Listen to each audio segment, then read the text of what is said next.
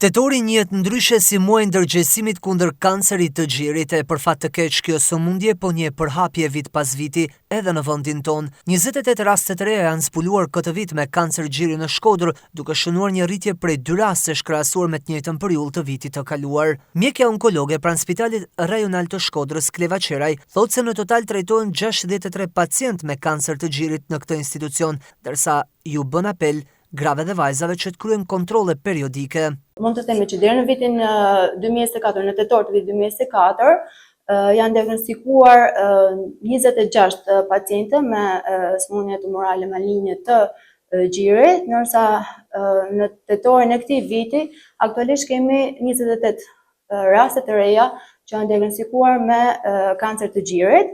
Në Spitalin Rajonal Shkodër po trajtohen 63 pacientë në total me kancer gjirit, të cilat paraqiten në mënyrë ciklike, një herë në javë ose një herë në 3 javë, një herë në muaj, sipas terapive që kanë për të marrë trajtimin e domosdoshëm për ta. Sigurisht që numri është rritur i grave të cilat janë të vetëdijsuara, të ndërgjegjësuara për të bërë kontrollet dhe ekzaminimet e nevojshme, por mund të themi që akoma ka zonja, femra të cilat paraqiten në stadet e avancuara. Megjithëse numri i rasteve të cilat diagnostikohen në stadet e hershme është shtuar, por numri i rasteve në stadet e avancuara vazhdon të jetë akoma i lartë, ndoshta frika, ndoshta stigma, shumë arsye familjare bën që mos paraqiten në kohën e duhur.